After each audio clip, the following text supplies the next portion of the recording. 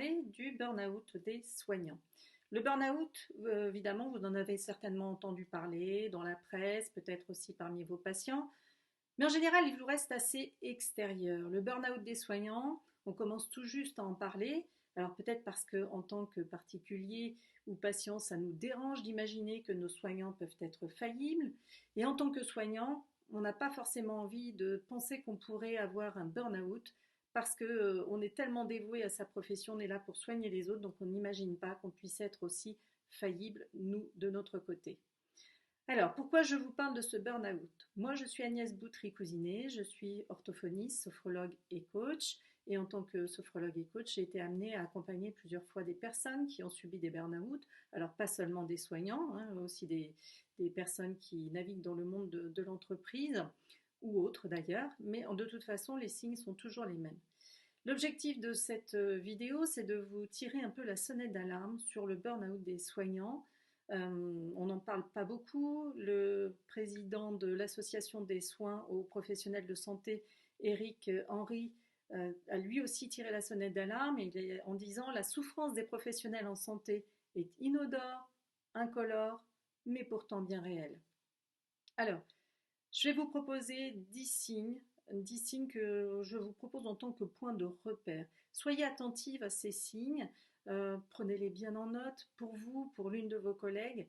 Alors, ce n'est pas du tout des points de repère diagnostiques sur le plan médical, c'est juste pour que vous puissiez vous dire à un moment donné, ouh là là, je présente plusieurs de ces signes, ou ma collègue présente plusieurs de ces signes, attention, il faut que j'agisse.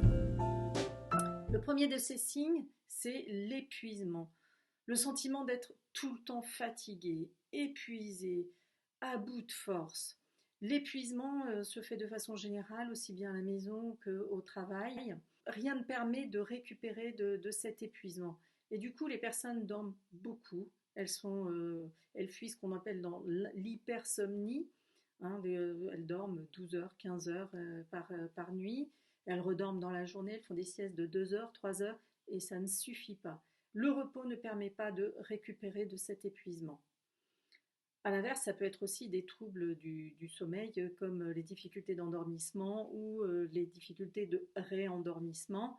La personne est tellement envahie de rumination, de cogitation, d'idées noires, qu'elle est très anxieuse et du coup n'arrive pas à lâcher pour s'endormir. Donc ça, l'épuisement, c'est vraiment le grand signe. Le deuxième signe, ce sont les troubles de l'humeur. Alors, les troubles de l'humeur se manifestent de différentes façons. Ça peut être des colères inexpliquées qui surgissent pour un petit rien et qui provoquent aussi bien l'incompréhension de l'entourage que finalement votre incompréhension au bout d'un moment. Ça peut être aussi des pleurs subis, des troubles de l'humeur comme le stress, l'anxiété, l'angoisse. Voilà, vous n'arrivez plus à gérer ni vos réactions, ni vos émotions. Vous vous sentez vite agressé. Vous ne savez plus comment vous gérer. Alors, vous pouvez également aussi avoir une tristesse profonde, hein, je ne l'ai pas évoqué, qui peut glisser vers la dépression. Le troisième signe, ce sont des manifestations cognitives. Alors, les manifestations cognitives, je vais vous en présenter 5. La première, ce sont les troubles de l'attention, de la concentration. Vous n'arrivez plus à capter toutes les informations, votre attention n'est plus suffisante pour écouter l'ensemble d'une consigne, pour traiter toutes les informations d'un texte, pour réfléchir, aller jusqu'au bout du raisonnement. Et du coup, ça entraîne des troubles à la fois de la mémorisation, mais aussi des troubles de compréhension. Le deuxième signe, c'est la fatigabilité. Vous vous lassez très vite, vous n'avez plus suffisamment d'énergie pour aller jusqu'au bout de la tâche. Tout vous pèse et du coup, il y a un sentiment d'inachèvement de ce que vous allez commencer. Alors, soit qui est réellement fondé, puisque vous n'allez plus au bout de la tâche, soit c'est juste le sentiment qui émerge. Dans les manifestations cognitives, on trouve également des troubles de l'organisation et de la planification avec un sentiment de débordement. Vous avez l'impression de ne jamais pouvoir tout faire, d'être complètement submergé, de ne plus être efficace, de ne plus être productive. Et pourtant, parfois, vous allez encore en redemander. Et vous n'allez certainement pas déléguer non plus au niveau des tâches, puisque avant de tomber dans le burn-out, vous êtes un vaillant petit soldat et vous êtes capable de tout faire. Quatrième manifestation cognitive, c'est la difficulté à prendre des décisions. Choisir devient un problème, l'engagement, la prise de responsabilité deviennent compliqués. Et le dernier signe des manifestations cognitives, c'est la difficulté à atteindre vos objectifs du fait de tous les éléments que je viens d'évoquer. Euh, Manque de productivité, manque d'efficacité. Alors déjà aussi parce que les objectifs ne sont plus toujours aussi clairs et en plus, comme vous vous épuisez au fur et à mesure, vous n'arrivez pas à atteindre les objectifs que vous étiez fixés. Donc on a vu l'épuisement, on a vu les troubles de l'humeur, on a vu les manifestations cognitives. Nous arrivons au quatrième signe qui sont les douleurs physiques. Dans les cas de burn-out, systématiquement, il y a des douleurs physiques qui ne sont pas forcément les mêmes à chaque fois, mais vous allez trouver des migraines, des douleurs dorsales, des maux de ventre, des troubles digestifs. Ça peut être également des problèmes de peau, psoriasis, eczéma, ça peut être des troubles musculo-squelettiques. Il y a très très souvent des douleurs physiques associées.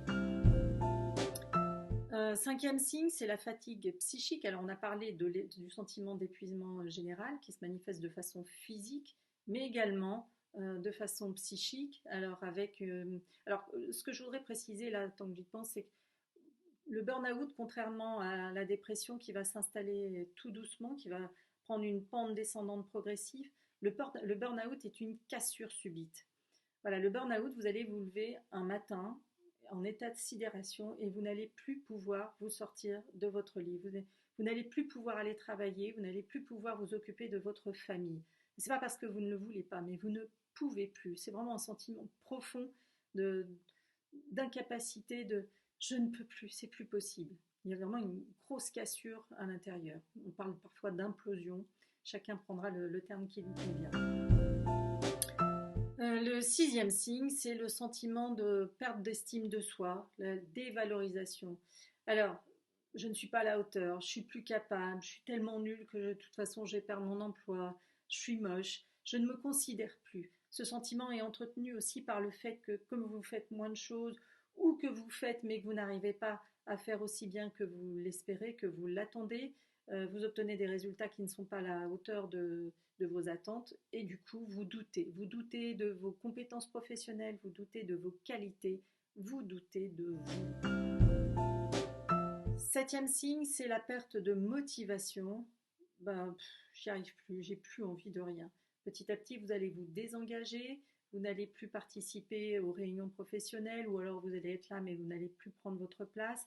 Vous n'allez plus tenir vos engagements extérieurs, vous n'allez plus au sport, vous n'allez plus aux réunions de votre association. Vous ne trouvez plus d'intérêt dans tout ça, vous n'avez plus de sens, vous ne mettez plus de sens à votre travail, vous n'avez plus de motivation à quelque niveau que ce soit.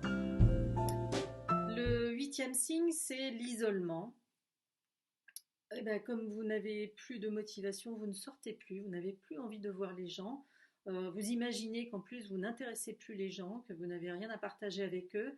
Parfois, il peut y avoir aussi un sentiment de persécution. Vous avez l'impression que les gens font exprès de se désintéresser de vous ou de ne plus vous solliciter. Vous vous sentez en décalage avec les autres, vous vous sentez incomprise. Donc vous allez petit à petit vous replier sur vous-même. Vous n'avez plus envie de voir les gens, vous préférez être seul. Neuvième signe, c'est le sentiment de culpabilité. Je suis nulle. Si j'arrive plus à gérer ma vie comme avant, c'est bien de ma seule responsabilité. C'est moi qui ne suis plus capable. C'est ma faute si rien ne va au niveau de mon travail. C'est ma faute si je pourris l'ambiance au niveau de la famille par mes colères, par mes pleurs. Je suis incompétente. Voilà, vous tombez dans le cercle vicieux des messages négatifs et nocifs envers vous-même. Le dixième signe, on n'en parle pas forcément parce qu'on n'a pas trop envie que ça se sache sans doute. C'est la dépendance à des substances comme l'alcool, le tabac, les médicaments et aussi les drogues. Il faut savoir que des études ont montré qu'il y avait à peu près 14% de professionnels de santé qui ont des conduites addictives. Voilà, donc je vous l'ai dit tout à l'heure, si vous présentez plusieurs signes, 3 signes, 5 signes parmi tous ces signes, attention, je tire la sonnette d'alarme. Ce qui est compliqué, c'est que plus on cumule de signes, moins on est capable de prendre de la distance pour avoir une vision juste de notre état et du coup d'agir. Alors, faites confiance aussi aux signes extérieurs que vous renvoie votre entourage. Si vous entendez régulièrement « Ah là là, mais t'as vu ta tête? Mais t'es dans un état, attends, mais qu'est-ce qui t'arrive? Je te reconnais plus. » Attention à tous ces petits signes qu'on n'a pas forcément envie d'entendre, mais qui sont quand même des bons repères. N'imaginez pas que le burn-out n'arrive qu'aux personnes qui sont négatives, pessimistes, fatalistes.